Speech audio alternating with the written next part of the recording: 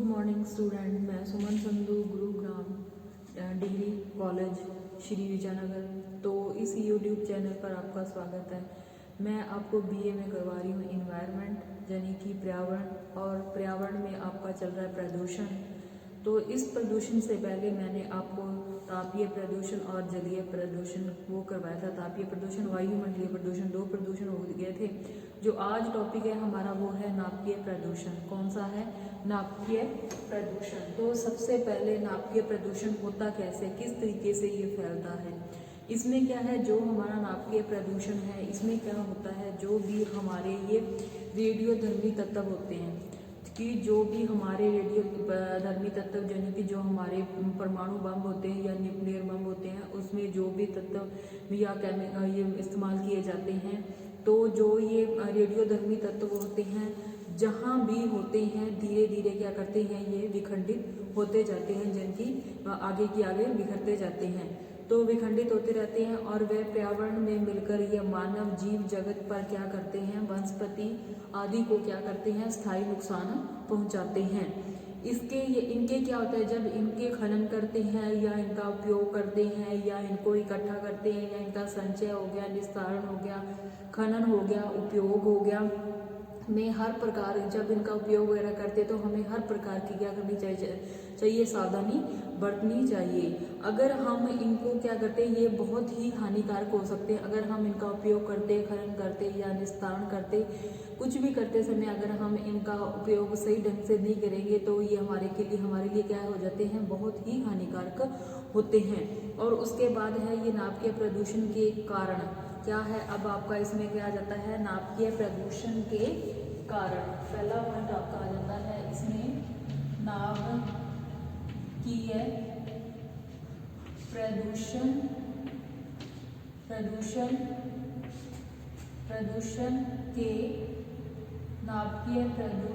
के कारण कि जो हमारा नाभिकीय प्रदूषण होता है किस कारण से होता है। तो नाभिकीय प्रदूषण के कारण में सबसे पहले जो आपके ये होते हैं यूरेनियम और थोरियम। कौन से? यूरेनियम। कौन सा? यूरेनियम। दूसरा कौन सा है आपका इसमें यूरेनियम के बाद थोरियम। कौन सा? यूरेनियम और थोरियम। यूरेनियम और थोरियम।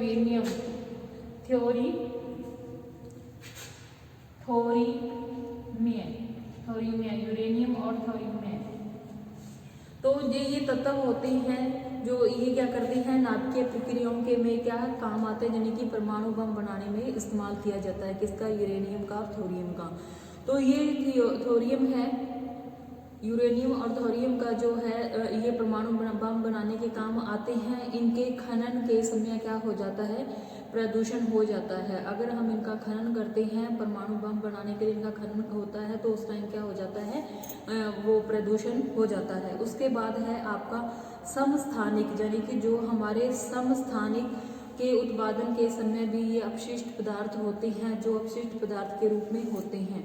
और उसके बाद ये जो परमाणु शक्ति है, यानी कि परमाणु शक्ति द्वारा विद्युत उत्पादन संयंत्रों से भी हमारा ये कारण होता है इसका नाभिकीय प्रदूषण का। उसके बाद है जो हमारे नाभिकीय रिएक्टरों से भी नाभिकीय प्रदूषण होता है। उसके बाद आपका इसमें आ जाता है कि नाभिकीय प्रदूषण में हथियार बनाने व उपयोग करने के दौरान भी प्रदूषण फैलता है। और जो ये हमारी रेडियो ट्रेसरों का प्रयोग दवा में, जो हमारे रेडियो ट्रेसर हो गए, इनका प्रयोग कहाँ किया जाता है, दवा में किया जाता है। दवाई बनाने में, अस्पतालों में या जीव विज्ञान आदि में होता है। यानी कि जो आपका CU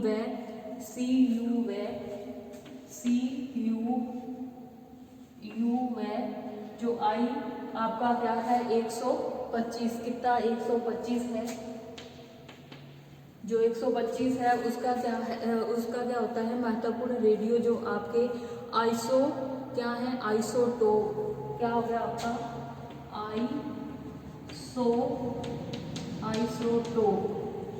आइसोटोप है जो आपका इसमें आइसोटोप है, इनके उपयोग के समय भी क्या हो जाता है, प्रदूषण हो जाता है। जब ये रेडियो ट्रेसरों का प्रयोग कहाँ किया जाता है, दवाई में किया जाता है, या अस्पतालों में होता है, या जीव विज्ञान में होता है। तो इसके जो हमारा रेडियो आइसोटोप है, तो इनके उपयोग के समय भी ये नाभिकीय प्रदूषण फैलता है। अब इसके प्रभाव, जो हमारा नाभिकीय प्रदूषण है, दूसरा पॉइंट आपका आ जाता है नाभिकीय प्रदूषण के प्रभाव। दूसरा पॉइंट आपका आ गया नाभिकीय प्रदूषण, नाभिकीय प्रदूषण के प्रभाव, नाभिकीय प्रदूषण के प्रभाव। 2 नंबर आपका आ गया नाभिकीय प्रदूषण के प्रभाव किस किस पर पड़ते हैं। जो हमारा नाभिकीय प्रदूषण है वो क्या होता है, वो क्या परमाणु परीक्षणों के दौरान जो हमारे रेडियो सक्रिय पदार्थ हैं वो क्या होते हैं, दूर दूर तक फैल जाते हैं। यानी कि जो हम परमाणु परीक्षण वगैरह करते हैं, इस दौरान जो हमारे रेडियो तत्व है क्या हो जाते हैं, दूर दूर तक फैल जाते हैं। और फैलने पर ये मिट्टी के माध्यम से ये क्या करते हैं, मिट्टी के माध्यम से ये पौधों व मनुष्यों की जो जीवों और जीव जंतुओं की जो खाद्य श्रृंखला है उसमें क्या कर जाते हैं, प्रवेश कर जाते हैं। उसके बाद ये आपका डीएनए को जब क्या किया जाता है, नष्ट किया जाता है, तथा के ट्रैक्ट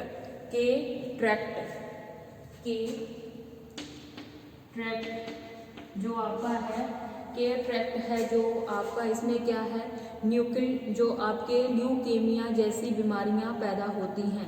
जो आपका जब डीएनए नष्ट किया जाता है उस समय क्या होता है, के ट्रैक्ट एक बीमारी है, और जो आपकी ल्यूकेमिया बीमारी है वो क्या हो जाती है, पैदा हो जाती हैं। उसके बाद क्या होता है, असामान्य शिशु का जन्म त्वचा रोग आदि से भी क्या हो जाती है, परेशानी हो जाती है। यदि ये पानी के साथ मिलकर मानव शरीर में चले जाएं, अगर ये जो हमारे तत्व हैं अगर पानी के साथ मिलकर मानव शरीर में चले जाते हैं तो हमारे आमाशय में क्या हो जाती है, खराबी हो जाती है, आमाशय में खराबी हो जाती है, और जो हमारे जेनेटिक है उसमें क्या हो जाता है, परिवर्तन आ जाता है। उसके बाद जो आपका रेडियोधर्मी प्रदूषण है का प्रभाव है, जो धीरे धीरे कई वर्षों तक भी लकवे, बहरापन हो गया, गूंगापन हो गया आदि के रूप में आता है। जो ये परमाणु बम है, उदाहरण के तौर पे मैं आपको बता दूं कि जो हमारा हिरोशिमा नागासाकी जो देश है उस पर क्या हुआ था 1945, कब 1945 में अमेरिका ने क्या किया था, परमाणु बम गिराया था, जिसकी वजह से आज तक लोग वहाँ पे क्या अपांग, गूंगे, बहरे पैदा हो रहे हैं, और आज तक इनके तत्व वहाँ पे क्या पाए जाते हैं। इसलिए ये जो हमारे परमाणु या नाभिकीय बम होते हैं बहुत ही हानिकारक होते हैं। तो उसके बाद ये आपका जो ये क्या है, हमारी हड्डियों को भी क्या कर देते हैं, विकृतियाँ उत्पन्न कर देती हैं, मंदबुद्धिता आ जाती है, और रेडियोधर्मी विकिरणों से ही होता है। तो ये किस किस पर प्रभाव डालते हैं, ये मनुष्य पर अधिक से अधिक प्रभाव डालते हैं। मनुष्य, जीव जंतु, पेड़ पौधों आदि पर क्या करते हैं, बहुत अधिक मात्रा में प्रभाव डालते हैं। उसके बाद ये आपका जो नाभिकीय प्रदूषण है, इसके नियंत्रण या उपाय। नाभिकीय प्रदूषण के तीसरा पॉइंट आपका इसमें आ जाता है, जो आपका ये नाभिकीय प्रदूषण पर नियंत्रण व उपाय, कि हम जो हमारा नाभिकीय प्रदूषण हो रहा है तो उस पर कैसे नियंत्रण कर सकते हैं, या उस पर कैसे बचा जा सकता है, नियंत्रण व उपाय नाभिकीय प्रदूषण के। तो इसमें देखो सबसे पहले क्या आ जाता है, इसका आपका नाभिकीय प्रदूषण में सबसे पहले ये आता है कि हम इसके खनन या इसको खोजने का काम जो के समय कम से कम इनका क्या करें, बिखराव करें, कि ये कम से कम जगह पर बिखरें। उसके बाद है इसके खनन की विधि में हमें गीली विधि का प्रयोग काम में लिया जाना चाहिए, कि गीली विधि के माध्यम से इनका प्रयोग किया जाना चाहिए। इसके बाद है इनका संरक्षण व संचय इस प्रकार का हो कि विकिरण यूं ही न फैले, कि इनका जो खनन हो रहा है खनन के समय ये यूं ही न फैलें और इनका विकिरण यूं ही न फैले कि जिनके जो भी इनके तत्व होते हैं वो यूं ही न फैलें, इनमें गीली विधि का प्रयोग में करना चाहिए। उसके बाद है उद्योगों से इस प्रकार के अपशिष्ट को अत्यधिक ऊंचाई से छोड़ा जाए, यानी कि जो ये उद्योग हैं, उद्योगों से इस प्रकार के जो अपशिष्ट हैं उनको क्या करना चाहिए, अधिक ऊंचाई से छोड़ा जाना चाहिए। उसके बाद है जहाँ तक हो सके कि उच्च रेडियो धर्मिता वाले जो हमारे पदार्थ हैं, समुद्र होगी, नदी होगी, जल आदि के विसर्जन में इनका विसर्जन न किया जाए, कि जो हमारे समुद्र जल नदी है उसमें इनका विसर्जन नहीं होना चाहिए। उसके बाद जहाँ तक हो इनके स्रोत क्या होने चाहिए, दूर दूर तक होने चाहिए। उसके बाद जहाँ से ये नाभिकीय काम में आते हैं, जो हमारे नाभिकीय काम में आते हैं, वहाँ पर जो कार्य है वो जल्दी ही खत्म होना चाहिए, उसको धीरे धीरे उस काम को वहाँ पे नहीं चलाना चाहिए और अधिक से अधिक व्यक्ति लगकर कम समय में वहाँ पे काम पूरा कर सके, जिससे कि प्रति व्यक्ति जो एक्सपोर्स है कम से कम हो। उसके बाद इन विकिरणों का क्या होता है, इन विकिरणों से प्रभावित जो कक्ष हैं कि जहाँ पे ये जो आपके रेडियम या थोरियम जहाँ ये तत्व रखे जाते हैं, उन कक्षों में जो भी व्यक्ति जाता है उसके लिए विशेष प्रकार के मास्क, सूट बूट आदि या ओवरकोट होते हैं, दस्ताने आदि का जो प्रयोग है आवश्यक होना चाहिए।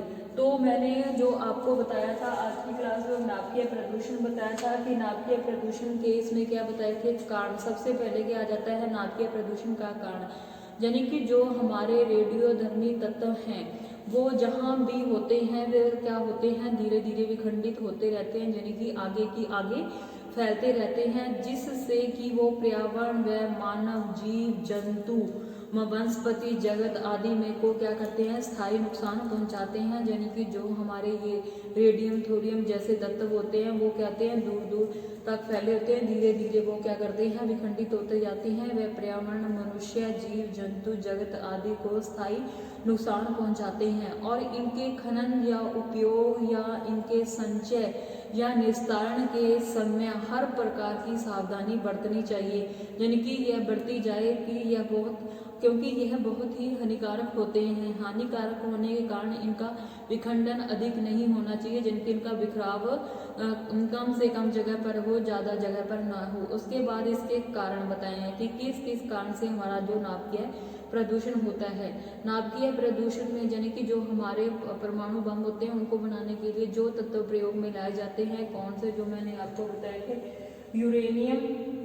यूरेनियम हो गया या थोरियम हो गया, यूरेनियम हो गया या थोरियम हो गया। थोरियम जो है आदि नाभिकीय प्रक्रियाओं में काम आने वाले तत्व हैं। इनके खनन के समय क्या होना चाहिए, समय यह प्रदूषण होता है जब इनका यूरेनियम या थोरियम का खनन किया जाता है, उस टाइम क्या होता है, प्रदूषण होता है। उसके बाद जो आपके समस्थानिक में जो उत्पादन होते हैं, उत्पादन के समय भी जो हमारे अपशिष्ट पदार्थ के रूप में ये आते हैं। उसके बाद आपका आ जाता है कि जो आपका परमाणु शक्ति है, परमाणु शक्ति द्वारा विद्युत उत्पादन के संयंत्रों में भी इनका प्रयोग होता है। उसके बाद जो आपके नाभिकीय रिएक्टरों से भी क्या होता है, ये नाभिकीय प्रदूषण होता है, नाभिकीय रिएक्टरों के द्वारा भी नाभिकीय प्रदूषण होता है। उसके बाद इसका ये प्रभाव आता है कि जो हमारे नाभिकीय हथियारों से बनने जो हमारे नाभिकीय हथियार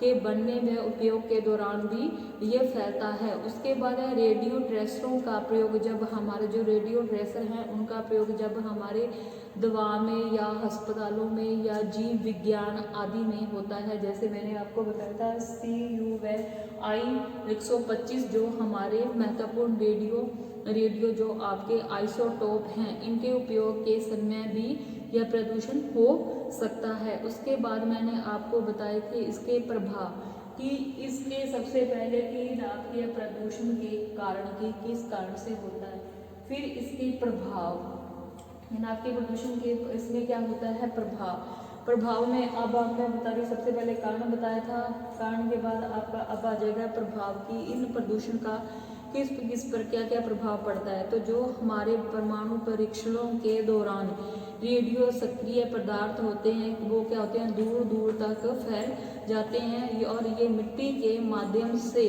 पौधों से मनुष्यों में व जीव जंतु आदि की खाद्य श्रृंखला में क्या कर जाते हैं, प्रवेश कर जाते हैं। और जो हमारा डीएनए जब नष्ट होते हैं तब क्या कौन से रोग हो जाते हैं, ट्रैक्ट और ल्यूकियम जैसी बीमारियां हो जाती हैं। उसके बाद जो हमारे रेडियोधर्मी तत्व जीवों के प्रोटीन में क्रिया कर जो हमारे जो ये रेडियोधर्मी तत्व हैं जीवों के प्रोटीन में क्या करते हैं, क्रिया करके एंजाइमों को क्या कर देते हैं, नष्ट कर देते हैं। और जब असामान्य शिशुओं का जन्म होता है रोग आदि रेडियोधर्मी विकिरणों के प्रभाव से होता है। जैसे मैंने उदाहरण के तौर पे आपको पहले बताया था कि 1945 में जो हमारा हिरोशिमा नागासाकी जो हमारा देश है उस पर अमेरिका ने परमाणु बम गिराया था, जिसका असर हम आज तक देख सकते हैं। वहाँ पर आज तक जो लोग गूंगे बहरे पैदा हो रहे हैं।